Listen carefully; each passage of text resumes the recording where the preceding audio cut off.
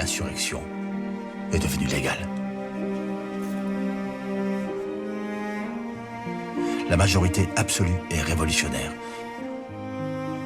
Pour la première fois, de nombreux ouvriers sont élus. Il y a Eugène Varlin, un ouvrier typographe qui veut l'égalité entre hommes et femmes.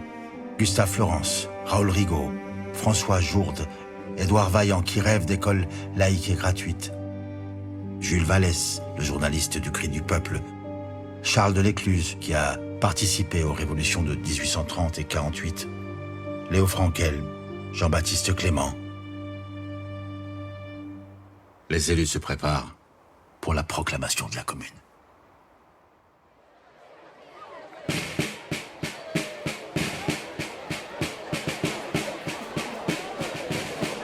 De toutes les directions, les bataillons de la garde nationale arrivent, joyeux, au bruit du tambour, au son des clairons.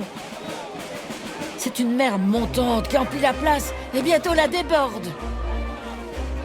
J'arrive avec le bataillon des enfants perdus. 4 heures sonnent. Le drapeau rouge flotte sur l'hôtel de ville. Les membres du comité central de la garde nationale apparaissent. Une écharpe rouge à la ceinture. Aussitôt, les canons du quai de Grève tonnent.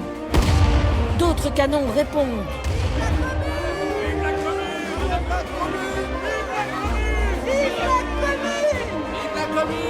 Les musiques des bataillons jouent la Marseillaise.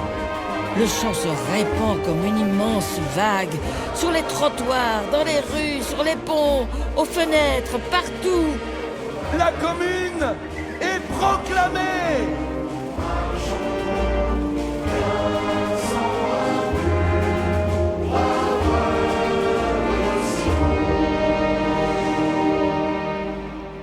Le 26 mars 1871, sur 484 569 inscrits sur les listes électorales, 229 167 votes se sont exprimés, dégageant une large majorité pour les conseillers révolutionnaires. On constate une abstention supérieure à 52%. En effet, suite à la défaite de Sedan, le 4 septembre 1870, et les échauffourées avec les membres du Parti de l'Ordre, le 21 et 22 mars, un grand nombre de Parisiens ont fui la capitale. Pour autant, ce taux d'abstention est comparable à celui des élections municipales des 5 et 7 novembre 1870. L'expression des votes a été plus forte dans les quartiers ouvriers de l'Est et du Nord de Paris que dans les beaux quartiers à l'Ouest de Paris. Le Conseil de la Commune de Paris, proclamé le 28 mars 1871, se compose de 5 représentants d'une bourgeoisie riche, vite démissionnaire, remplacés en avril 1871 suite à un scrutin avec un taux d'abstention établi à 70%, 14 représentants du Parti des maires élus les 5 et 7 novembre 1870. Ils souhaitent une conciliation avec l'Assemblée nationale installée à Versailles. L'échec de ce rapprochement provoque leur démission, en tout cas beaucoup d'entre eux, dès le 28 mars 1871 au soir. D'autres démissionneront les 6 et 7 avril 1871. 38 représentants de la petite et moyenne bourgeoisie, employés, instituteurs, médecins, journalistes. 33 représentants du milieu ouvrier, Association internationale des travailleurs, Comité central de la garde nationale, soit un total de 90 élus sur 92 à 93 postes de conseillers à pourvoir. Après les élections de début avril 1871, le Conseil de la Commune a en séance une moyenne de 79 conseillers.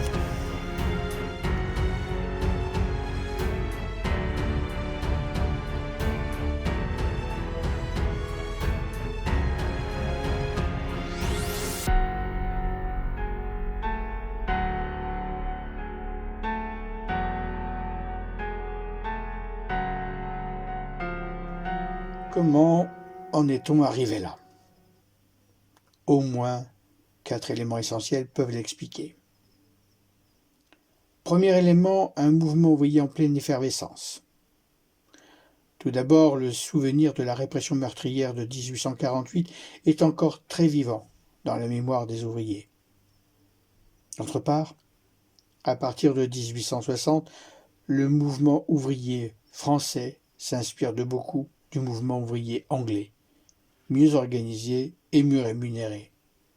Puis, le manifeste des 60 prolétaires signé en 1864, il représente un programme de revendication sociale pour soutenir des candidatures ouvrières à une élection partielle sous le Second Empire. Il demande une véritable démocratie politique, économique et sociale. Enfin, la constitution à Londres de l'Association internationale des travailleurs, AIT. Deuxième élément essentiel, la montée du républicanisme, tout particulièrement à Paris. En 1869, à Paris, les candidats obtiennent 69% des voix sur la base du programme de Belleville, porté par Léon Gambetta. Ce programme s'articule autour de la séparation de l'Église et de l'État, la liberté de la presse, la liberté d'association, l'école laïque et gratuite, sans oublier les autres réformes économiques et sociales. Troisième élément essentiel, la trahison du gouvernement de la Défense nationale. Après la défaite de Sedan, le 4 septembre 1870, la République est proclamée et le gouvernement de la Défense nationale affiche sa volonté de poursuivre la guerre contre la Prusse. Mais rapidement, les défaites militaires se succèdent, les unes après les autres. Ce gouvernement était-il réellement en capacité de poursuivre la guerre? Un armistice est conclu le 29 janvier 1871. La Prusse, qui devient l'Allemagne, impose l'élection d'une assemblée pour la conclusion définitive de la paix. Les élections législatives du 8 février 1871 donnent une majorité monarchiste, 396 députés sur 638. La province vote massivement pour la paix, tandis que Paris vote massivement pour les républicains, souhaitant poursuivre la guerre contre l'Allemagne.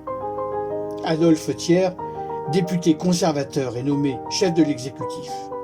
Il conclut la paix et souhaite percer l'abcès révolutionnaire de Paris. Quatrième élément essentiel, les choix de la nouvelle assemblée mise en œuvre par le nouveau chef de l'exécutif, Adolphe Thiers. Le 7 mars 1871, l'Assemblée, réfugiée à Versailles, vote les textes suivants. La suppression de la solde de 30 sous accordée à tous les gardes nationaux à Paris.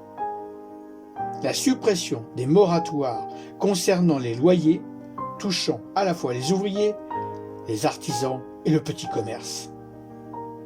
La suspension des journaux avec une intensification de la répression contre ceux qui ont participé à la journée de manifestation du 31 octobre 1870. Enfin, et nous l'avons déjà évoqué, la volonté d'Adolphe Thiers de désarmer Paris en envoyant dans la nuit du 18 mars 1871 4000 soldats de l'armée régulière pour prendre 227 canons de la garde nationale. Ces canons ont été financés par une souscription où l'ensemble des Parisiens ont participé. Par précaution, ces canons ont été acheminés par la garde nationale sur la butte de Montmartre pour les mettre hors d'atteinte des Prussiens. Dès le 29 mars, le Conseil de la Commune de Paris organise en son sein 10 commissions. La commission exécutive, militaire, subsistance, finance, justice, travail, sûreté, industrie-échange, service public et enseignement. Au sein du Conseil de la Commune, différents courants s'expriment, s'allient et ou se confrontent. C'est à la fois une force et une faiblesse. Pour autant, ils sont tous les fondateurs du socialisme à la française. Parmi les différents courants, les blanquistes. Face à l'injuste répartition des fruits du travail entre les patrons et les ouvriers, les blanquistes préconisent la révolution pour mettre fin à cette organisation sociale imposée par la force. Pour y parvenir, le travail préparatoire et l'initiative incombent à une minorité consciente. La révolution est le résultat d'une impulsion donnée par un petit groupe organisé de révolutionnaires pour guider le peuple. En arrivant au pouvoir, les révolutionnaires seront chargés d'instaurer le nouveau système socialiste. Cette analyse est basée sur l'idée de la lutte des classes et ouvre l'action politique aux prolétaires. Ce gouvernement s'inspire du Comité de salut public des Jacobins en 1793. Parmi ses défenseurs, Delescluze, mort sur les barricades. Puis viennent les radicaux. Ce groupe n'est pas homogène. La majorité de ses membres ne se range pas sous une étiquette bien définie. Il s'agit pour l'essentiel de républicains attentifs à la question sociale et au mouvement ouvrier. Ils cherchent une voie hybride entre l'anarchisme et le communisme. Beaucoup s'accordent sur l'omniprésence de l'État dans les domaines économiques, politiques et social en édictant des lois contraignantes. Parmi eux, Eugène Varlin et Jules Vallès. Ils ne croient pas à la lutte des classes et souhaitent une réconciliation entre la bourgeoisie et le peuple. C'est une bourgeoisie républicaine refusant toute collision avec les puissances de l'argent, avec la volonté réelle d'entreprendre des réformes en respectant la démocratie. Enfin, le mouvement ouvrier. Il ne forme pas non plus un bloc idéologique uni. Ce bloc s'articule autour des marxistes. Politiquement, le marxisme repose sur la participation au mouvement réel de la lutte des classes, afin de parvenir à une société sans classe sociale, sans patriarcat démocratique, mettant fin à l'État et basée sur la propriété collective et démocratique des moyens de production en tant qu'étape succédant au capitalisme, à savoir le communisme. Karl Marx considère que l'émancipation des travailleurs doit être l'œuvre des travailleurs eux-mêmes. C'est par l'action collective que l'organisation économique et sociale peut et doit être changée. Puis, des collectivistes bakouniniens.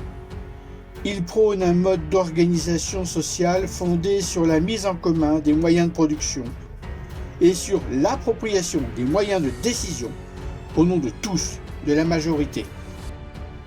Puis, des libertaires proudhoniens. Eux estiment que la démocratie, qui mettrait fin au capitalisme, ne peut s'établir que par une révolution sociale, car elle doit instituer l'autogestion ouvrière et transformer de fond en comble la propriété des moyens de production, en instituant un collectivisme décentralisé. Ils ont une vision très conservatrice des femmes. Pour eux, la vraie place de la femme est au foyer, convaincus de leur infériorité naturelle. Proudhon les pensait incapables de produire des idées. Enfin, des militants ancrés dans le syndicalisme. Ils représentent une gauche non marxiste, comme Jean Hallumann. Beaucoup d'entre eux sont des libres penseurs. Si la majorité de ces ouvriers appartient à la première internationale, la plupart d'entre eux ne se rangent pas sous une étiquette bien définie. De par leur origine, leur passé de militants dans l'international, dans les chambres syndicales, ils s'intéressent davantage aux questions sociales et moins aux problèmes politiques.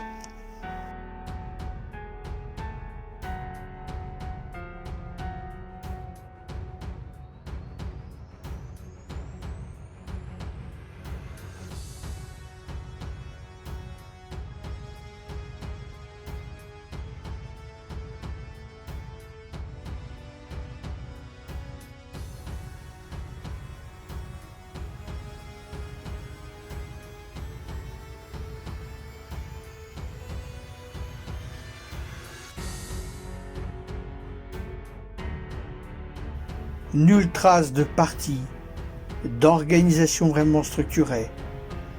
Tous vont se retrouver sur le vote des mesures sociales et malgré des dissensions internes très fortes. Dès l'entrée des troupes de Versailles dans Paris, ils vont combattre ensemble, côte à côte, sur les barricades. Ils ont tous contribué à la construction du socialisme à la française et se retrouvent brusquement confrontés avec des événements difficiles à vivre et à surmonter pour lesquels ils étaient nullement préparés. Parmi ces femmes, ces hommes, des personnalités de premier plan comme le peintre Gustave Courbet, l'écrivain Jules Vallès et le savant Gustave Flourens, et pour tous les autres, des illustres inconnus. Enfin, ce ne sont pas seulement ces hommes qui sont au pouvoir, mais le peuple de Paris tout entier, à travers les sections de l'Internationale, les chambres syndicales, les coopératives, les comités d'arrondissement coiffés du comité central républicain, les clubs, féminins ou masculins. On discute des problèmes immédiats d'organisation et de défense, mais aussi de questions beaucoup plus générales. La place des femmes dans la société, les relations du capital et du travail, de l'éducation des enfants, garçons et filles.